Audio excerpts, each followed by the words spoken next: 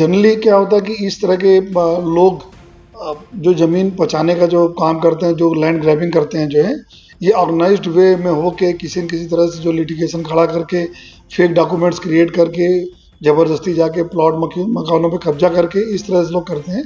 तो ये आपने जो कार्रवाई देखी कि 150 करोड़ रुपए जितने की प्रॉपर्टी जो इसके मूल जो हकदार थे, जो मूल मालिक थे, उनको मिला, उनको 120 करोड़ के मिल गया, बाकी उनके मिलने की प्रक्रिया में जो गुने बनते हैं उसमें हम लोगों ने 17 गुना जो है सूरत शहर पुलिस द्वारा दाखिल किया गया, जिसमें कुछ 29 आरोपी निकलते थे। उस 29 में 23 की धरपकड़ की गई जो है।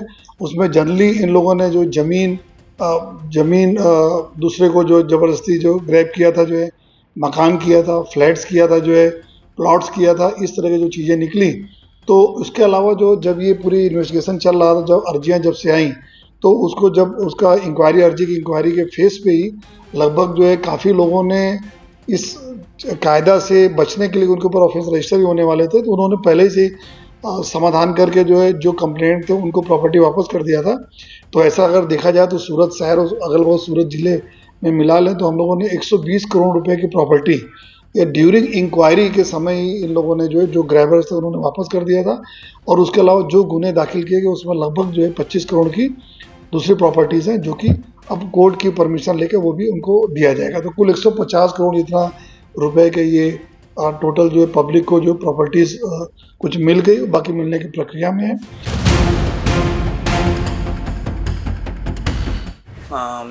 मैं अंबानगर में किराने की एक दुकान चला रहा हूँ सर। और मेरा परिवार का मतलब मैं एक सपना था कि हम घर ले। मेरे 2 बच्चे हैं, तो घर एकदम छोटा पड़ रहा था। तो हम लोग सोच रहे थे कि एक व्यवस्थित अपना घर खुद का लेवे। तो उस हिसाब से हम लोग ने मकान ढूंढना चालू किया। तो एक ब्रोकर के थ्रू हम लोग ने मकान देखा वड़ोद गाँव में साई मोहन 1 में। तो हम लोग मकान का जांच किया। उसके बाद हम लोग ने ऐसा लगा कि भाई एक बार पेपर नोटिस दे के फिर बाद में ख़रीदते हैं। तो हम लोग को पेपर नोटिस भी हम लोग ने दिया और उसके बाद में हम लोग ने उनको पूरी रकम उनको दिया। उसके बाद हम लोग ने दस्तावेज करवाया। दस्तावेज करवाने के बाद हम लोग एक अच्छा सा मुहूर्त देख के हम लोग परिवार के साथ वहाँ पे हम लोग गए। तो वहाँ पे ऑलरेडी 3-4 आदमी अंदर थे घर में। तो हम लोग जाके बोले कि भाई ये मकान हमारा है, आप कौन हो, हमको कुछ पता नहीं। हम लोग ने उनसे बात करना चाहा तो वो लोग हमसे दादागिरी करने लग गए और मारने की और ऐसी धमकी दे रहे थे कि ये मकान मेरा है, आप कहाँ से, हम आपको पहचानते नहीं। ऐसे उल्टी सीधी बहुत सारी हमसे बात की। जब हमने उनको बोला कि हम आपको दस्तावेज हमारा पूरा रजू करते हैं, जो एविडेंस है हमारे पास, वो ऐसे आप अपना खुद का एविडेंस दिखाओ। लेकिन फिर वो लोग हमको एविडेंस दिखाने की जगह पे हमको उल्टा बोलने लग गए और धाक धमकी देने लग गए। तो फिर हम लोग अपने परिवार के साथ वहाँ से निकल गए और घर पे आ गए। उसके बाद हम लोग सोचे कि भाई अभी पुलिस की सहायता लेनी पड़ेगी। तो हम लोग पांडेसा पुलिस स्टेशन में उनके नाम की अर्जी दी कि हमारा मकान में कोई आदमी ऐसे बिना मतलब मैं किसी को पूछा नहीं है क्या है और ऐसे हमारे घर में घुस गए हैं। तो साहब लोग ने तपास किया। उसके बाद में हम लोग ने कमिश्नर कचहरी में भी अर्जी दी। तो वहाँ से हम लोग को आज न्याय मिला है और हमको उनने हमारा एविडेंस जो दिया था वो साहब लोग को सही लगा और हमको आज न्याय मिला है। हम बहुत आज खुश हैं। हम एक छोटे किराने की दुकान चला रहे, एक मकान का सपना था, वो हमको ऐसा लग रहा है कि हमारा सपना जो मकान का था वो बहुत ही जल्द पूरा होगा। तो हमको सूरत के सभी पुलिस कर्मचारियों का और कलेक्टर साहब का मैं चाहे दिल से धन्यवाद करता हूँ। मैंने एक सपना देखा था मेरे जीवन में, तो मैं एक बड़ा घर लूँ। अभी जो मैं रहती हूँ मेरा घर बहुत छोटा है, तो मैंने सोचा कि मैं बड़ा घर लूँ। तो एक घर मैंने देखा, वो पसंद आया। हमने कम कम करके थोड़ा थोड़ा पैसा करके 22 लाख में मकान लिया। जब मकान लिया सब कंप्लीट हो गया, बाद में हमने मुहूर्त देख के जब स्थल पे गए मकान पे, उस टाइम पे 2-3 आदमी अंदर थे। तो हमने बोला ये कौन आदमी अंदर है? बोले ये मकान तो हमारा है, तुम कौन हो, हम तुमको जानते नहीं है। ऐसा धाक धमकी दे के हमको वहाँ से भगा दिया वो लोग ने और हम निकल गए, घर पे आ गए। अपने को टेंशन हो गई, हमने ये क्या हो गया, जिंदगी में पहला घर लेने का मेरा सपना था वो ये ऐसा हो गया। अब हम क्या करें। हम वापस आ गए घर पे।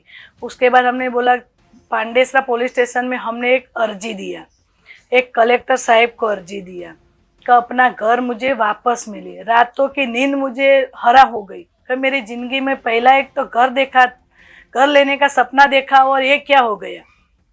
तो घर पे अभी खाना अच्छा नहीं लगता था, नींद उड़ गई। हमने आशा भी छोड़ दिया था कब मेरा घर मुझे मिलेगा। मुझे लगता ही नहीं था कि हम कैसे किसके पास जाए और कैसे मुझे मेरा घर वापस मिलेगा, मुझे पता नहीं था। लेकिन आज मुझे एक आशा जगी है कि मेरा घर मुझे वापस मिलेगा। सब कलेक्टर साहब, कमिश्नर साहब, पुलिस साहब का सबका मैं बहुत आभार व्यक्त करती हूँ और मेरे एक आशा जगी है कि मेरा घर मुझे बहुत जल्द मिलेगा। सूरत में लैंड ग्रैबर्स पर नकेल कसते हुए सूरत पुलिस और सूरत कलेक्ट्रेट ने करीब 26 गुना दाखिल करके 152 करोड़ से ज़्यादा की ऐसी प्रॉपर्टी रिलीज करवाई है जिस पर अवैध कब्जा हो चुका था। और ये काम हुआ है महज 3 दिन के अंदर। और अब तक का बताया जा रहा है कि सबसे बड़ा ऑपरेशन था स्टेट में ये। हमारे साथ राज्य के गृह मंत्री भी मौजूद हैं, हर्ष संघवी। हर्ष भाई, सबसे पहले ये मैं जानना चाहता हूँ कि ये जो एक्शन लिया गया है पुलिस द्वारा, ये एक ऐसी समस्या है लैंड ग्रैबिंग की जो बहुत लंबे समय तक प्रिवेल करती है और कई बार हमने देखा है कि इसके कई कानूनी पहलू ऐसे होते हैं कि जिसमें अटक के रह जाता है ये पूरा मामला और लोग सफ़र करते हैं। आप क्या मानते हैं, इस एक्शन का कितना बड़ा इम्पैक्ट होगा? देखिए, जिस प्रकार से हमारे समाजों में एक दूसरे पे विश्वास करने की परंपरा बनी हुई है आदि अनादिकाल से, लोग विश्वास में एक दूसरे से अपने सपनों का घर खरीदते हैं, कोई व्यापार के लिए दुकानें खरीदते हैं और कई जगह पे उनके साथ चीटिंग होती है। ख़ास तौर पे गुजरात सरकार द्वारा लैंड ग्रैबिंग एक्ट का अमल किया गया था। लैंड ग्रैबिंग एक्ट के तहत गुजरात भर में इस प्रकार की कार्यवाही को हाथ में लिया गया। किसी कारणों से कहीं ना कहीं कोर्ट में उन लोग को राहत मिल जा रही थी। इसके कारण लैंड ग्रैबिंग एक्ट के साथ साथ पुलिस गंभीरतापूर्वक ये काम भी अपने हाथ में लिया है। खास तौर पे सूरत की बात करूँ तो सूरत शहर एवं डिस्ट्रिक्ट में मिला के 26 जितनी फरियाद दाखिल की गई है। 17 सूरत सिटी में और 9 जितनी सूरत डिस्ट्रिक्ट में की गई है। ये 26 परिवारों को, किसी का कोई बहुत ही गरीब परिवार से, मध्यम वर्ग के लोग हैं, ये सभी की जगह कहीं पे अवैध रूप से किसी ने कब्जा कर लिया है तो कहीं पे किसी ने डॉक्यूमेंट फ्रॉड किए हैं। ऐसे सभी केसेस को साथ में लेके महज 3 दिनों में ये 150 करोड़ से ज़्यादा की प्रॉपर्टी लोगों को वापस दिलाई गई।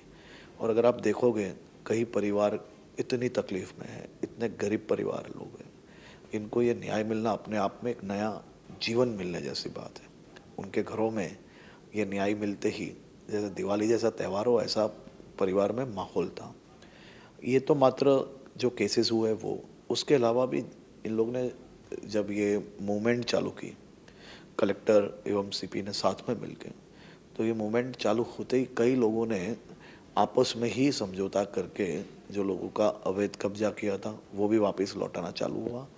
मेरा ये मानना है कि लोगों को इस प्रकार से न्याय ज़रूर से मिलना चाहिए।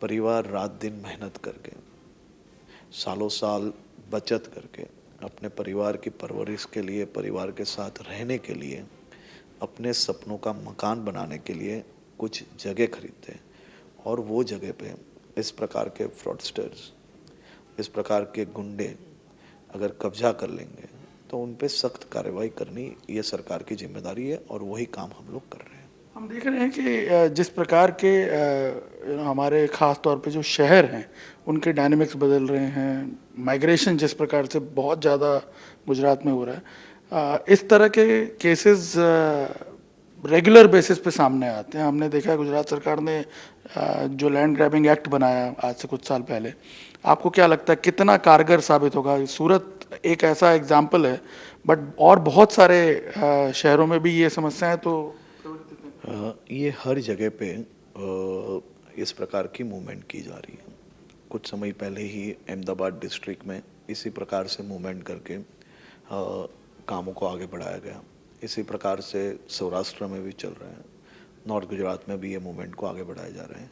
इसको एक कलेक्टिव एफर्ट के थ्रू हम लोगों को ये न्याय दिलाने की कोशिश कर रहे हैं, क्योंकि आज हमारे वहाँ जो परिस्थिति है कोर्ट्स के अंदर, जो कहीं ना कहीं केसेस का जो नंबर ऑफ केसेस के जो नंबर्स हैं वो बहुत ज़्यादा होने के कारण सिविल केसेस के अंदर लोगों को सालों लग जाते हैं उनको न्याय मिलने में।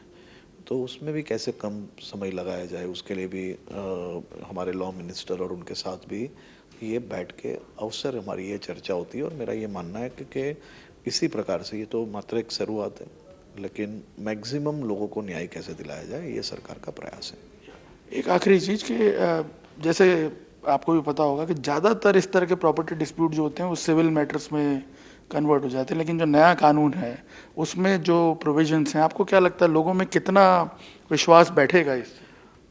देखिए, जिस प्रकार से नया कानून इतना इफ़ेक्टिव है, मैं आपको एक छोटे से 1-2 किस्से कहूँगा। अभी राजकोट का एक किस्सा, जुआ खेलने में पहले जो लोग जुआ खेलने के लिए जो व्यवस्था करते थे, जुआ का जो रैकेट चलाते थे, ऐसे लोगों को बहुत इजी जामीन मिल जाती थी। नए कानून की मदद से ऐसे लोगों को भी जेल में ज़्यादा सज़ा दिलाने के लिए, जेल में ज़्यादा समय तक बिना बेल के रखने में ख़ास तौर पे सफलता प्राप्त हुई है। इसी प्रकार से नए कानून में ख़ास तौर पे सिविल के लिए भी जो प्रावधान किए गए हैं, मुझे पूर्ण विश्वास है कि उसके माध्यम से हम हमारे जो पुलिस ऑफिसर्स हैं उनको ये नए कानून की ज़्यादा से ज़्यादा ट्रेनिंग दे रहे हैं, उसके कंसेप्ट के साथ साथ किस प्रकार से सरकारी वकीलों के साथ मिल के ध्यान में रख के कम से कम समय के अंदर लोगों को न्याय कैसे दिलाया जाए उसकी भी व्यवस्था की जा रही है।